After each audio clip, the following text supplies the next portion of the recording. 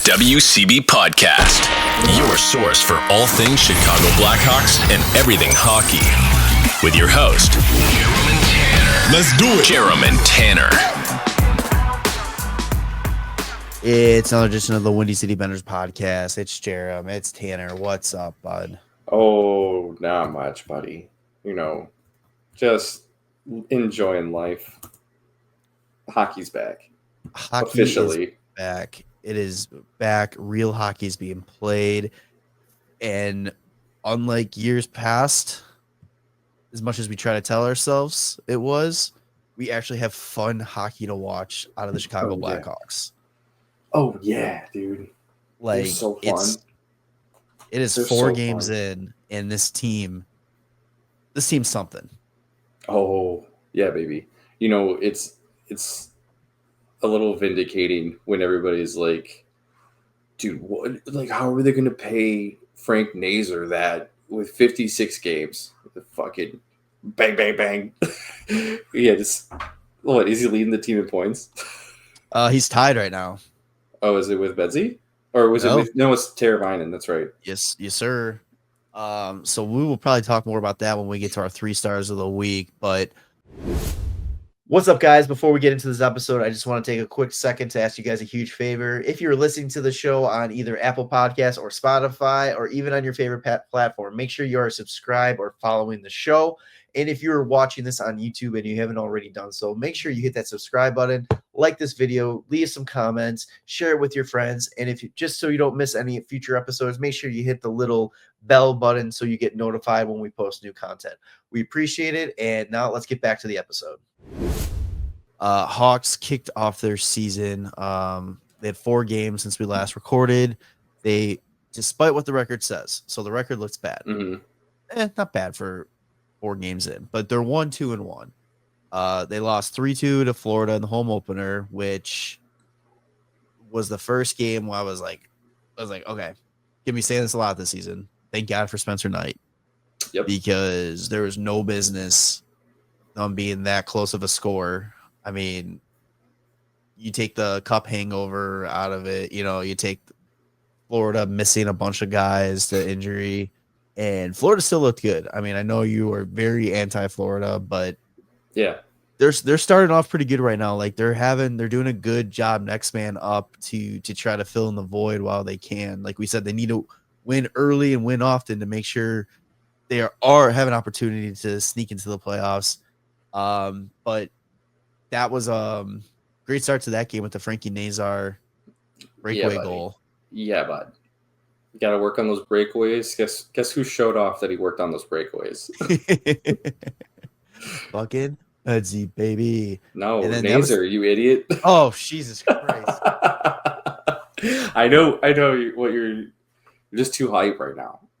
Dude, there's too much going on. I'm watching Detroit, Florida on the side here, waiting for the Hawks to start. I got this. I've talking about Betsy. What I was gonna say is Betsy not only showed off his speed that he worked on in the summer, blowing past, carrying the puck wide in that first period. He also just stupid wrist shot beat Bobrovsky, and the only reason it didn't go in was just clanking it off the post. It was just like everything that these players said that they needed to work on and they wanted to get better at. I mean, 1 game into the season, you saw it out of Nazar and Betsy. Yeah. Oh, and is it dangerous? It's so fun. It is so goddamn fun. I think that it's like just the emergence of Nazar has been fantastic too, just because like now it's like, okay, I'm not just like waiting to see, okay, when's Betsy on the ice? When's Betsy touching the ice? Because that's the time we get our offensive chances. Now it's like, all right, cool. We got Betsy right now. That means Nazar's probably next, and they're flying. And you're just like, oh, this is sick. Especially Betsy with the speed and being able to rip like off of that speed too. Dude, that puck's got to be just flying. We'll talk about it in the Montreal game, but also the fucking spark that Betsy has too. Like, oh yeah, he ain't backing down from nothing, and it is just so fucking funny to me to see a 5'9". I don't care what they listen at. That dude is small as shit. 5'9" Connor Bedard in the middle of these scraps and shit talking players who can easily kick his ass. Yeah. Like it's doesn't matter. it's awesome. It's been so much fun to watch. I know we're kind of gonna have ourselves there. Other things that in the first game that really like, stood out was Nazar's line carried over the chemistry and the success they're having in the preseason. They were able to get tie the game up at 2 in that one with a 2-on-1 with Nazar beating Turbo Teravainen and tying that one up. And then you also had Bertuzzi get the assist on that as well. So it's like your guys you want to see step up or stepping up. Yeah. And that was just game 1. Yeah, exactly. I think like Bedsy could have gotten some points there too, but there was a little bit of line mixing where I think they eventually landed on Doc being on his line and Donato being down. Or I think Mikheyev was up for a little bit too. They were just kind of messing around with it a bit, which is nice because like now that as annoying it was last year for like Bedard's line to be just always constantly scrambled, there was nothing else behind that, right? Like now, Right. Yeah. Now that you have like the consistency of at least one line, that when you do the scramble, trying to find something else, like at least somebody out there is a threat, And I think one of the things I took away from that game too was like it seemed like they're still working on the chemistry with Burakovsky because it's like I feel like he had some chances, but then he would like either lose it or just like something would falter. And I was like, okay, you can kind of see where they're going here. Unfortunately, the game didn't end up going our way, but they were in it the whole time. And it's really just what Boqvist like kind of swatted a puck out of the air. And like, that's what that was the deciding goal. Yeah, it was you had a feel for Spencer Knight, his return to Florida. I think 2 of those goals, just nothing he could do. They had the Boqvist swiping it. And then what was the other one? The AJ Greer one where it goes off of, like his stick off of his arm and then like in. Yeah. Yeah, it was like Spencer Knight was just phenomenal. The Verhaeghe goal is the one I'm sure he wants back the most because that's the one where he was just caught super deep in the crease all the way against the post and Verhaeghe was just like, all right, I'll just pop it top shelf on the far side. Like he came so hard over, just gave up a lot of net. He finished the game 34 for 37 with a .919 save percentage. So yeah, not too shabby. I mean, that's not too shabby at all. And you talked about the last episode talking about like, feeling confident and relaxed, seeing Sam Renzel carry the puck up and all that. And you say, I don't know when was the last time I felt that. Mm-hmm. Watching Spencer Knight in net this season has been kind of the same thing for me. It's like, I don't remember the last time that like we had a goalie in net where I wasn't like, oh shit, this is gonna go in there. Like, fuck. And then you're surprised when he makes a save. Like you're confident Spencer Knight is gonna stop that puck. Oh yeah. And come up with a save when you need it. And dude, it's just refreshing. He's so poised in that. And like I think that's the one thing where it's like it clearly helped backing up Bobrovsky for as long as he did. Yeah. Oh, definitely. So you can just tell he's got nerves of steel. Yeah. So they dropped that one 3-2. Then they had another game on the road trip against the Boston Bruins. This one was back and forth, Hawks. This was okay. I'm trying to remember games. Because this is Bedsy's fucking snipe. Bedsy bomb, right? Yeah, the one timer. Mm-hmm. Just the setup from Burakovsky. This is where the play developed behind the net, where Colton Dach absorbed a hit from Zadorov to get the puck over to Burakovsky, and then he fed Bedard across, like dot to dot, basically, and then just unleashed the most perfect shot. It's just like, oh fuck, let's go, dude. So good. I love the fact that it's like so 2 of his 3 seasons in his career, Connor Bedard scores his first goal of the season, game 2 in Boston. He did it. His first career Yeah, goal was weird. in Boston, game 2. His first goal of the season this year was in Boston. So, I mean, just gotta, make sure we play Boston game 2 in Boston to get Bedard going nice and early and let him feel it. Why not try it game 1? Get it Hey, going even earlier. test it out. Maybe it works. Who knows? Schedulers. Bedsy also, had his first multi-point game of the season when he assisted on the Louis Crevier goal to give the Hawks the 2-1 lead. And I love seeing Crevier get involved too. I mean, I this is the first game they were going 7 defensemen, right? Believe so, yeah. Yes. Which we will put a pin in that discussion because I want to talk about that in a little bit here too. But yeah, I love seeing Louis Crevier get involved. He had a great game there, finished +2. Only had 8 minutes of ice time, which was kind of interesting. I mean, he's 7th defenseman, It's just the way it is. Okay, because I haven't noticed. Are they rolling just 7D, or they're not putting a D up at the on a forward line? They're just rolling 7D. Oh, gotcha. Okay. Interesting. All right. Well, he's making as much effort of his time as possible, which is good to see. Yeah. I mean, I'm pretty sure like the shot that he took was deflected off of the defender, but does not matter. The goal went in. They don't ask how, they ask how many. That's right. And then This game, not only were they rolling 7D, they also had lost Jason Dickinson like in the second period, so they were really only going like 10 forwards. Yeah. But I mean, it almost still worked out. Yeah. This game could have easily been the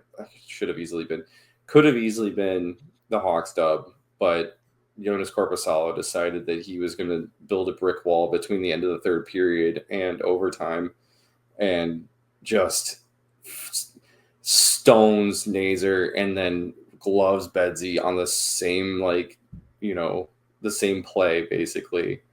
You're just like, oh, Jesus Christ. Like, I thought both of those were going to end it. Yeah. But it's not like it's a Nazer or Bedsy like flub. It's like those were incredible saves. It's like you can only do so. Yeah, you can only do so much. Yeah. You had Burkowski get his first as a Blackhawk to tie it up 2 minutes into the third, and then you get an overtime.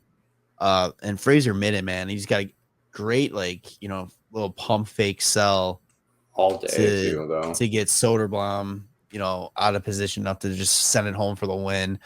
I mean, Boston's out to prove something this season, so it's like you can't. Yeah, it's not like you should expect them to be like what they were last year, and they're going to come out hard and play. Their team last year was decimated a bit by injuries because Hampus Lindholm, I think, only played like 11 games or something, and then McAvoy was gone after the Four Nations. Yeah, and they just the year started slow for him because Swayman's whole contract thing just took him all the way until like the season started.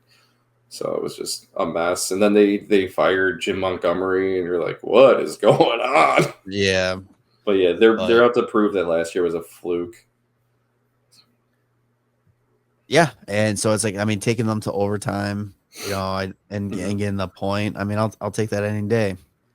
And then first point of the season, first point of the season.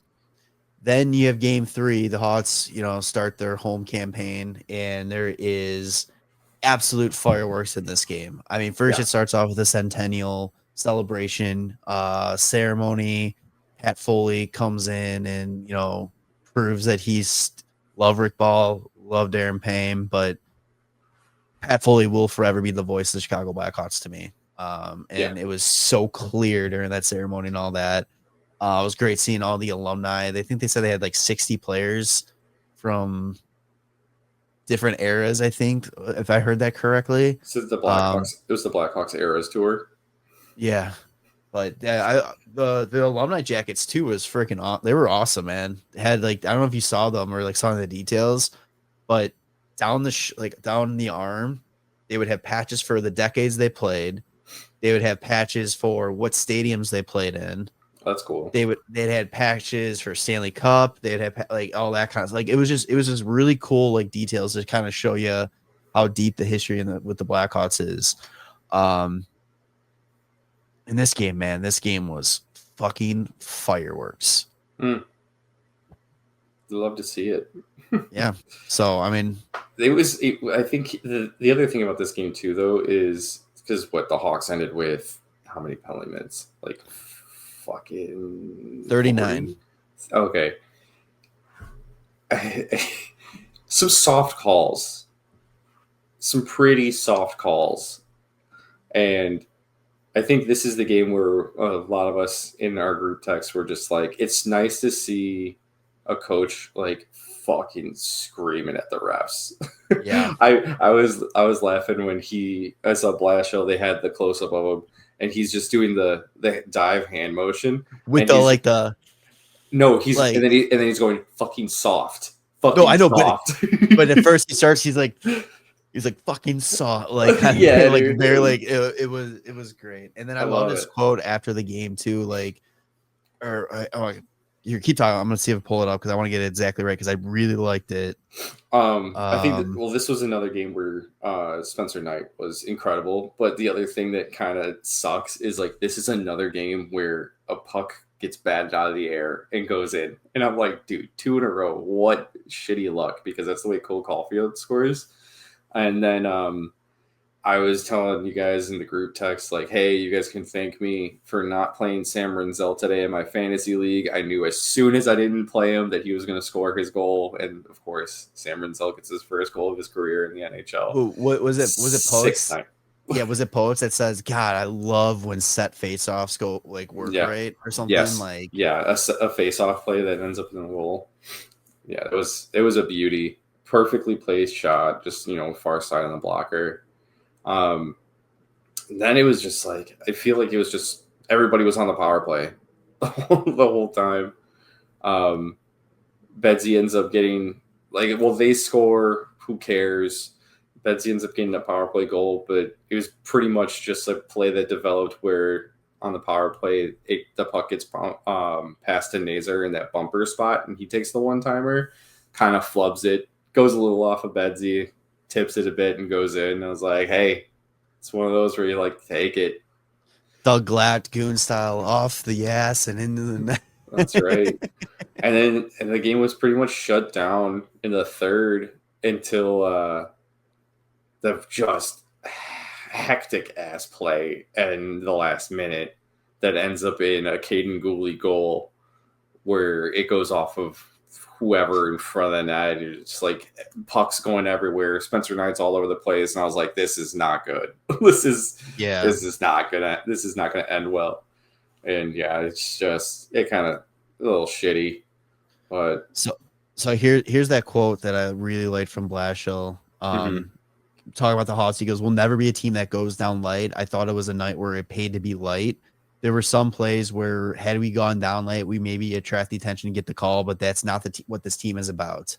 And I love that quote. I love that mindset with the coach that it's and just that extra jab, like, fuck you, Montreal, don't be pussies and don't, If we played that soft game where we just, let our feet fall out from underneath us, like we could have easily been on as many power plays as they had.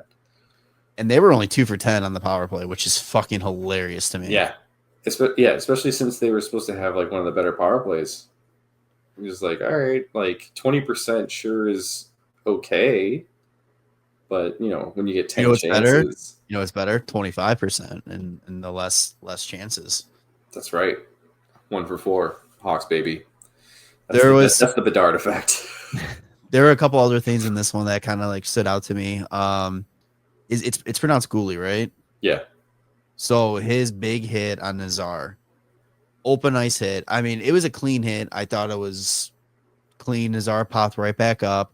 But then you had Louis Crevier jump him immediately to answer the bell. And I just laughed because on Twitter, X, whatever you want to call it, Montreal fans just kept calling the Hawks soft. Apparently you can't hit good. You can't have clean checks anymore, this and that. And mocking the Hawks for stepping up and defending Nazer there. Not they would do the exact same thing if Cole Caulfield got just fucking demolished by a Crevier or Suzuki get blown up or something like that. If Demidov got smoked by Colton Dock, like they would be losing it. Like that's why it's so funny. It's like, and I know that's just how it is with everybody. Like fan bases are gonna, be like, but it's just like Montreal. Come on, you know who you are. You know what your style is, like your fan base mindset is. Chill the fuck out with that. They were soft as hell the whole game. And this is where you kind of alluded to earlier, but like the fact that like Bedsy was in the middle of a lot of it too. It was just hilarious. Dude, the video of him and Josh Anderson, Josh Anderson getting into it, and you cut back on Bedsy. He's like, "Oh, you're so fucking tough." Like, you're so fucking tough, dude. And I'm just like, Bedsy, dude, he will fucking destroy you. But it's like, what was the quote too? Wasn't there a quote after Boston or something that it's like, was like, we're not going to take shit or something? Like one of the players said that, and it was like, he's like, yeah, we're not going to take shit. And it was like, I don't know if it was defending Nazar, defending Bedsy or something, but it was like, it just, I love that mindset with this team. And it's like, you haven't seen that before. And in for a long time, I should say. And I love that it's happening when you have a bunch of guys that aren't made to be in that role. Yeah. Like, I know that's dangerous because, you risk these guys getting hurt and all that, but it's like, you have your star players, your skill guys that are stepping into the middle of scrums to back up their teammate. That's fucking awesome. Yeah, I love that. Like that's the whole point of like, everybody has everyone's back. It's not like, oh, we always have to have that guy's back because he's really our franchise player, but we don't expect him to ever step in for us, which is like that's kind of weird. Like, yeah. So here it is. So this actually was shared on the Blackhawks Instagram page. It's Connor Bedard on a third period scrum. This is against Boston. I like how we stood up for each other. Not going to take any shit. Yeah, there we go. Fucking. Especially, dude, that was because Zadorov was trying to take fucking runs at everybody, and the Hawks were like not having it. Oh, and that's just it's just night and day difference. And then let's go to Monday's game. I just want to point out, like, that game could have easily just gone into OT. That would have been another point. The Hawks just missed out on a point by 15 seconds. But again, all three games could have easily gone the Hawks' way had there not been like a bounce or two. Like that's how well they were playing. I really think I take back the Florida game just because of like kind of looking back at like remembering how that game went. Florida outplayed them. I don't know if that one, like, it was a close score. I don't know if Spencer they had that one. Was the whole reason that they could have won that game. That's what I'm saying. Yeah, true. Okay. It's so if Jesper is that's the thing where if Jesper Boquist wasn't able to swat the one puck in out of the air, the game's 2-2 going into OT. Yeah. And then boom, that's another point right there, and who knows what happens. The Boston game, if that Nazer shot goes in OT or the Bedsy breakaway goes in OT, that's a dub. In this Montreal game, that breakdown with 15 seconds doesn't happen. That's overtime. That's another point. Anything happens at that point. Like, so out of those three games, coming away with 1 point sucks, but in the grand scheme of things, like those were close games. For what this? Oh, sorry. I was looking at Patrick Kane's stick for a second after a conversation we had today. Oh. For what this season and expectations for this team is, to lose by 1 goal in the first 3 games. Mm-hmm. I mean, that's phenomenal. Like, I don't understand how you can't watch this as a Hawks fan and not be happy with what you're seeing. Yeah. Like, I would say like the games have looked like more of an improvement each time too. Yeah. I've seen people talking about like already being over this team and all this kind of stuff. Like, I'm tired. They lose the game in overtime and then lose with 15 seconds left. Like, I'm just tired of like, you're going to put in the effort and then not finish it. Like, that's just ridiculous and all that. It's like, what do you expect? If you listen to anybody outside of Chicago, this team was going 0-82 and they were going to get smoked in every single game. Yeah, This is a fucking victory. Yeah, I don't know. Like, there's so little faith outside of like the Hawks fan base. Like, if you're a Hawks fan, like, you don't need to jump in with like all of the other losers out there that just go off of like expert opinions. They don't know shit. Why can't you just take this game for what, like, this team for what it is in the moment? Mm-hmm. The facts. We know this isn't a playoff team. Fact, we know they're going to struggle at points this season and they're going to have some ugly losses.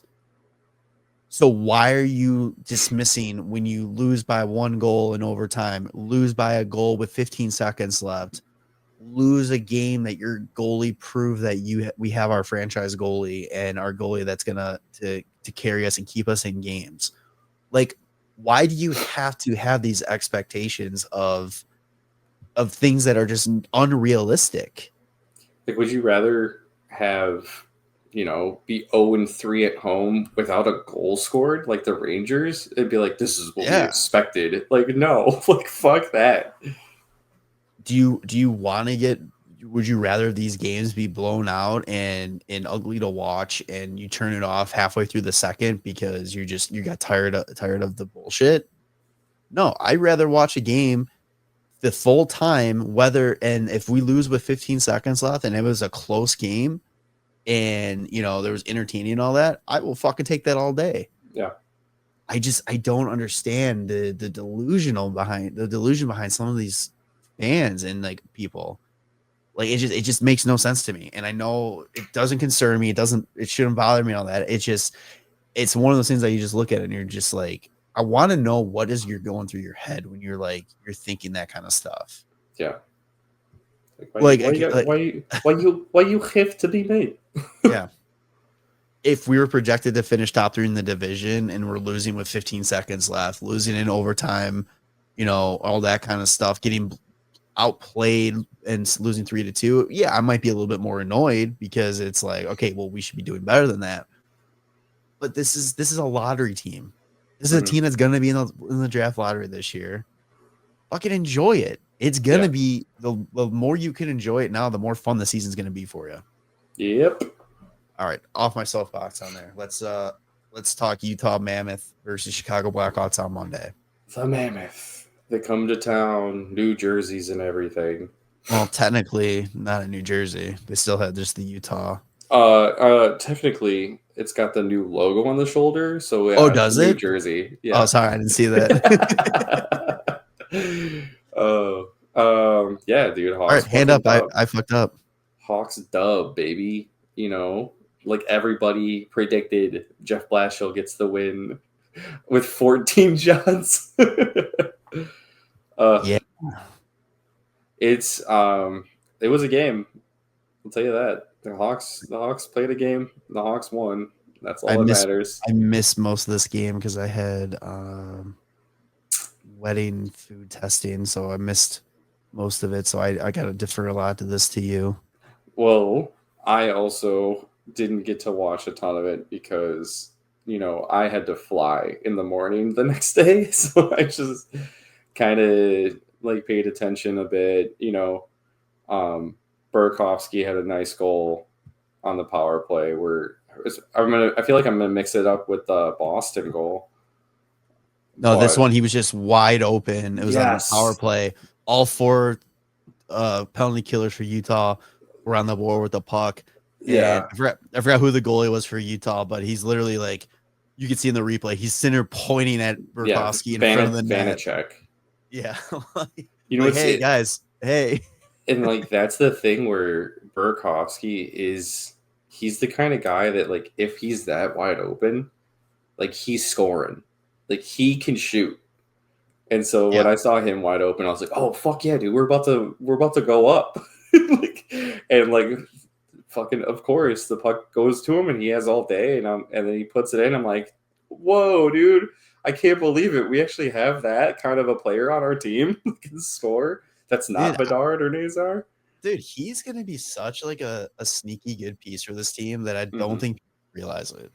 This is 2 years ago was Jason Dickinson. Last year was Ilya Mikheyev, and then this year it's going to be Andrei Burakovsky. Yeah, I mean, and I love it. I'm here for it. I mean, whatever gets you offense and gets I would say like Donato could be a part of that, but then Donato was a free agent signing, not a cap dump acquire in the trade like those three guys have been. So that's just Kyle Davidson just hitting it out of the park again and again and again. But you love to see it. And then the Mikheyev empty netter Bedard was out there with him, and Mikheyev looked at him, and I'm pretty sure Bedard was like, "Just fucking put it in." Like you don't need to give it to me. Just put it in. It was just like it was pretty funny. Yeah, he looked. I'm watching it again. You got Mikheyev skating with it, and it's like almost like a mini 2-on-0. Yeah. And he looks back, and then Bedard's like, "Oh shit, do I need to keep going?" just take it, buddy. Yeah. But yeah, it was. Hey, they got a win. I'm trying to see if there was like more like shot attempts that just like didn't go on net. I don't even know if they have that report somewhere. Maybe natural hat tricks or stat tricks might have that. Yeah. If I could. Let's see. There's missed shots. There's like the Hawks had 12 missed shots. And then they had 3 God dang attempts blocked. So they had about 15 shots that didn't hit the net. Still not, a lot. This is kind of crazy. So Utah had 22 shots, right? They had 20 shots miss the net, and then they had 15 additional shots that the Hawks had blocked. Jesus. Yeah. So the Hawks didn't get a whole lot of shot attempts this game. And does not matter because we have Spencer Knight, and I'm surprised Spencer Knight was the 3rd star in this game. I'll tell you that. I can't believe he wasn't the number 1 star. But they gave it to Burakovsky for the game winner. Here's what so now I'm curious about this. Do you know how many faceoffs Bedard took that game? I can find out real quick. He took 6 faceoffs. Okay, that makes more sense.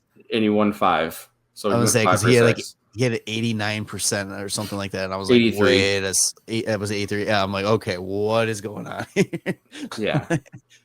That makes more sense. Okay. He had the best faceoff percentage of anyone on the team. Frankie was 40% by going 6 for 15. Doc took 4, only won 1. Ryan Green was 2 for 5. Foligno was 2 for 5. Dickinson was 8 for 17, so just under 50%. And then Donato only took 1 that he lost. Now I'm looking really quick. He was 50% against Montreal. 20% against Boston. I don't think he took that many faceoffs against Boston. I think he only took about 5. So are they 4 and winning 1? Are they still using him more as a wing? No, I think 17.6% against Florida. He was. I think they were just like, I don't know. Maybe he just wasn't starting a lot of his. God, I can't think. A lot of his shifts with a face-off draw. I do feel like the Hawks under Blashill have more like set face-offs plans and stuff. So I think they might be using, dominant hand guys in situations a lot more than that. And then on the power play, Nazer takes the draw. Yeah,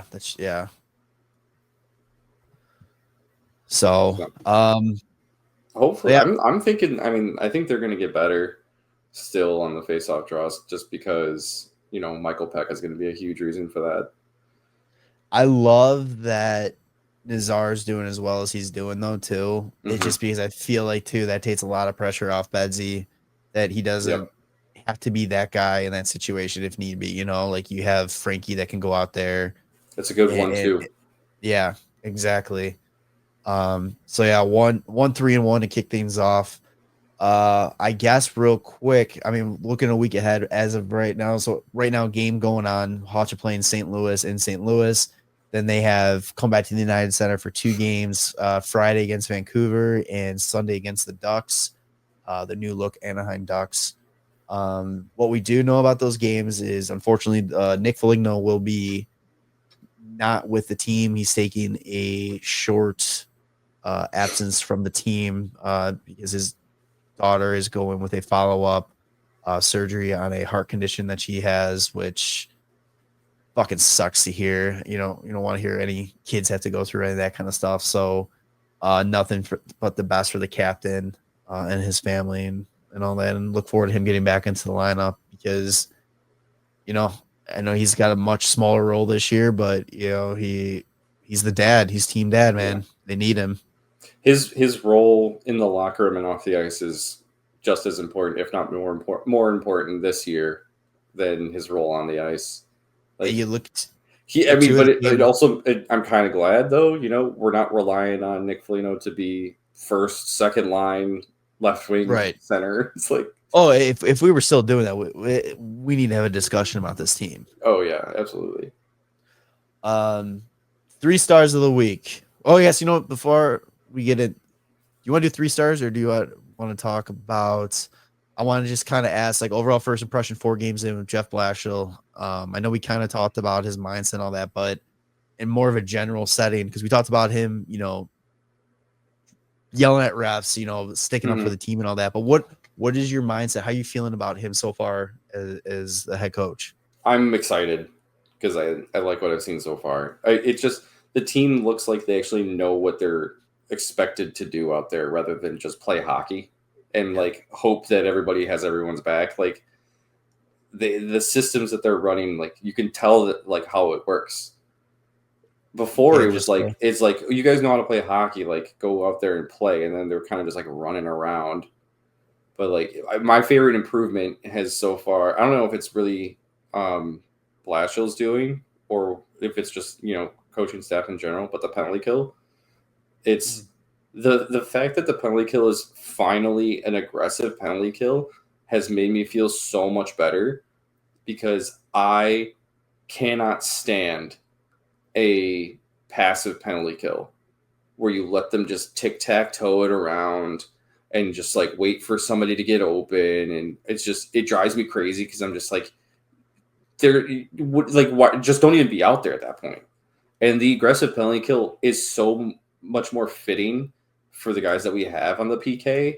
Guys like Teravainen, Mikheyev, which is hilarious because he just had a wide open net. And then Nazar, especially. Jason Dickinson, too. Jason Dickinson is sneaky one of the fastest guys on the team. Yeah. But, yeah, dude, that's one of the things I've really liked. And then it's just, I think he's always said the right things, too, in, like, the post-game interviews and stuff. And you just, like, know I think the team is in really good hands. Yeah. Big fan. And we kind of talked about it too, like when he got hired, that it was like his time in Detroit, wasn't the best. And I know that he kind of got, once you have a bad stint as a head coach, it kind of sticks with you for a while. But I'm really seeing like his time in Tampa and what that did for his coaching and his ability to be a head coach.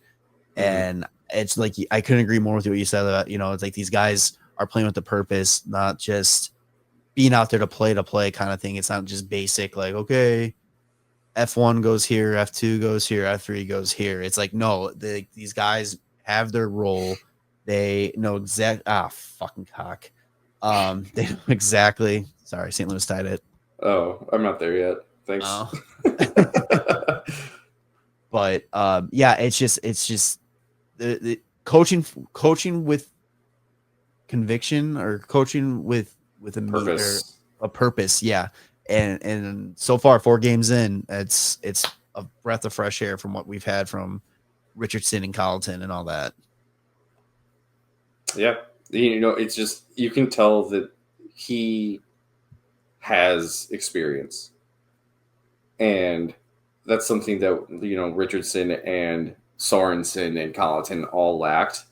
It's like, you know how to coach, but I think there's more to it, right? Like, it's literally like the planning out everything off ice. It's the meetings. It's getting everybody on the same page. It's motivation. It's so many other little things that I think that Blashill is able to do a really good job so far on getting everybody on the same page. And even though it's kind of crazy to me that he, like, since after game 1, he's been rolling 7D.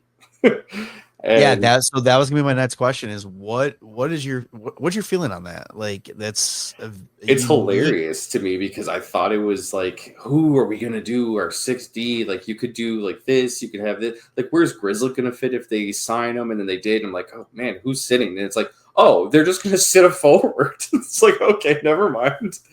They'll just rock the 7 defensemen, which, like, I guess I don't really hate, because you're relying a lot on young kids. So if you add an additional guy to the mix, goddamn, dude, you add an additional guy to the mix, that it relieves the pressure on a lot of the young defensemen, and they're all in it together. And it's kind of just like, all right, I kind of like the idea. Boy, did the guy who scored for the Hawks need that goal. Oh, Jesus. I don't know, dude. This stream that I have is like a minute and a half behind. Oh, shit. Oh, Lucas. Fuck yeah, buddy. I know we have, like you said, it's good for us when we're worried about rolling, like, oh, what defenseman's going to sit down. Does it bring any concern to you that he doesn't see 12 forwards to dress and play? Does that concern you at all? I think it's just, hey, more ice time for Betsy and Nazar. Okay. Like, it's kind of like, we're rolling 3 lines, and the 4th line was like Foligno and like Ryan Green. And like, they're going to get probably like penalty kill time. I mean, this team has been in the box pretty often so far. This is an interesting line that they got out there right now. Doc, Green, and Reichel. That's the 4th line right now. Yeah. Oh, the 4th line is Green and Reichel, and then whoever they want to toss out there. Yeah. Yeah. Because he just popped up too. I guess I'll ask this. Any player impress you so far through 4 games that, besides Frankie, besides Bedard, anybody else really impressed you so far? Because there's a guy that came up on the screen that I will say is the correct answer. Renzel, kind of. I was surprised that he actually didn't get a lot of. He had like second fewest minutes for a defenseman against Utah. Wyatt Kaiser, is that what you're talking about? Yep, Wyatt Kaiser. Yeah, Wyatt Kaiser's been real good. He's looked solid at both ends. I don't know what the stat is, but right now, but he was what was it, like the second best? Oh, it's what was goals? Goal. It's not goal saved. It's like a defensive rating. But yeah, dude, him and Renzel are two of our guys that look so extremely poised with the puck. Like, there's zero panic with them, whether they're in our zone in the corner, at like crawling across the blue line in the offensive zone, or like if they're even just pinching, like to keep the puck in and like trying to win a battle. Like, it's so relieving to kind of see that, like, hey, we can really trust these kids. Tie for first. So going into the 14th, so before all the games that played yesterday, he was ranked number 1, tied with Brant Clark at a plus 1.4 rating. For what? It's just defensive rating? It says top defensive players per Dom's net rating metric. I don't know who Dom is or what. Dom Lashinsky or whatever? Maybe. Is that like a legit name or? Yeah, it sounds like it's the guy that I was thinking of. It's from a Twitter account, Hockey Stat Cards. So I kind of feel like whatever rating they have, they kind of know what they're talking about. So it might be worth looking to them a little bit more to see what they actually do and on what they base on. No, I know it's just like one of those like, oh, I probably should have more research, but I think it's just funny because it's just like, yeah, maybe. Like maybe it's just, oh yeah, this was actually just all vibes. yeah, talk about vibes. Yeah, you were worried about the Hawks vibes last season, and San Jose had such good vibes. I feel like fucking Nazar and Bedard took that personal, Yeah. and like have just been night and day. Just fucking all the pictures of them like next to each other, like walking in the arena, on the bench, on the ice. Like, dude, it's Taves and Kane all over again. Like, Yeah. just brothers in arm and just enjoying being with each other on this team. Yeah, I mean, I'm enjoying it. Yeah. So, all right, let's wrap this up here so we can go watch the Hawks. Yeah. 3 stars of the week for you. Oh, Frankie baby, Number Connor 1. Bedard, Spencer Knight. Pretty easy, I think. All right, so you had You number could 1 throw, star. could throw in Renzel for getting his first NHL goal. So Frankie Nazar, 1 goal, 4 assists, 5 points, +2. Connor Bedard. I have Teravainen at number 2. He's tied for the team lead in points. 1 goal, 4 assists, +3 rating. You pick Bedard. He's 2 goals, 1 assist, 3 points, and he's even Mr. negative 39 last season, right? Is Yeah. even. Also, well, how many penalties does he have too? How many PIMs? 6. He's That's a right. fucking goon. He said, I'm not going for the Lady Bing this year. Jesus. Who do you think leads the team in penalty minutes this week? Oh, isn't it Levshinov? No. No, oh, it's Crevier. Because they had the 5 and a 10 for the instigator and the Nazar. Yeah. Well, the 2, it's little 2, 5, and 10. Yeah, fucking amazing. And then goalie stats, you said Spencer Knight. Oh, what's that tab here? He went 1 and 2 with a .920 save percentage, 2.35 goals against average. Yeah, pretty not sick. Too shabby. I mean, and the fact that the Hawks were 1, 2, and 1, but they have a goal differential of -1, which is pretty solid. Like, I don't know how you have the Kings that are also 1, 2, and 1, but they have a -4 goal differential. Like, just saying, Again, I don't know how you can see that kind of stuff. I know, again, it's only 4 games. It's not going to be all smiles and candy and roses all this entire season and all that. But is it a great start? I think this is probably the best start you can think of for what the team's expectations were. Yeah. I mean, keeping themselves in games, staying competitive, not giving up. Like, that's what it's all about. And you got the team that's supposed to be better than you, San Jose Sharks, losing games by their goalie playing the puck at the fucking top of the blue line in overtime and literally handing it to Vegas for the empty netter. Oh, yeah. Also, giving up the game-tying goal on a dump-in from Jack Eichel. I never want to hear that the Hawks are so much worse than San Jose after that game. Yeah. Shut the fuck up. All right, let's go to the farm real quick. Go to the farm. Oh, baby. Just the boys are keeping it up. Roman Kanserov, 14 points in 15 games. The guy doesn't care for assists right now. I'll tell you that. I think it's like 4 goals in his last 4 games, 5 in his last 6, with 1 assist at that point. At one point was tied with the lead in the KHL goals. I don't know if he still is or not, but maybe. I don't know. He's got 9 goals, 5 assists. I love that this is my favorite part about like league prospects is like the system for the Hawks. It's just listed in total points order, so it's not like by league or anything. So then it just goes like Marek Vanacker has got 11 points in 6 games. Nathan Bem's got 11 points in 7 games.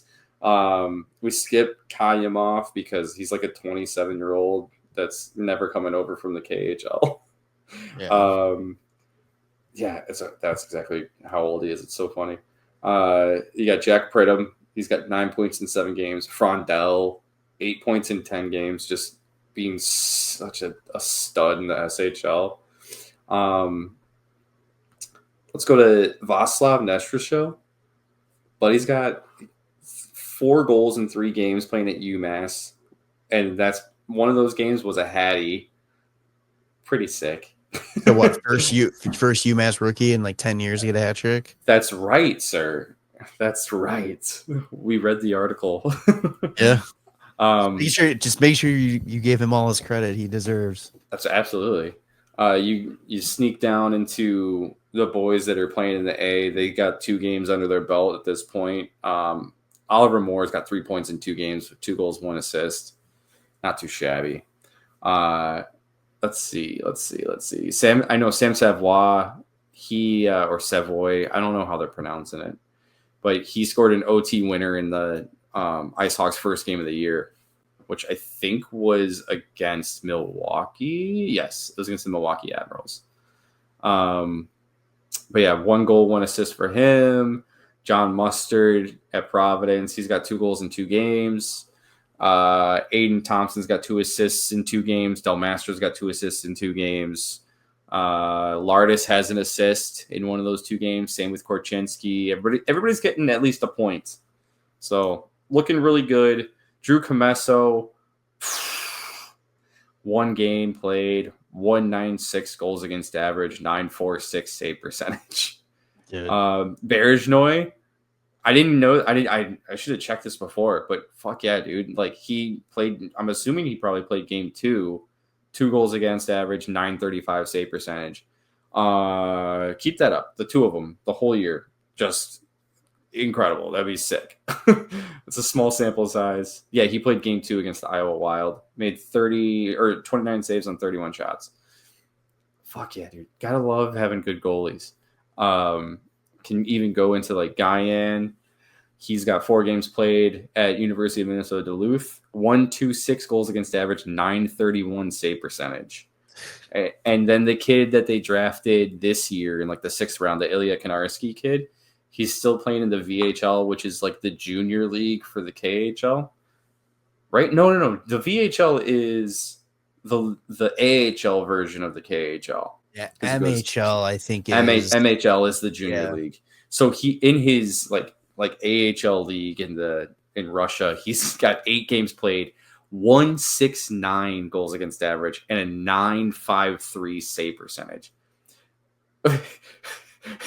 But for somehow with those stats, his record is 2-2-4. They have ties. 2-2-4.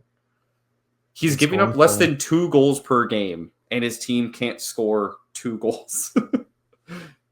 God. Well, you know what I love hearing about like how good our farm system is, especially with all this cap going up and everybody signing and before free agency even hits.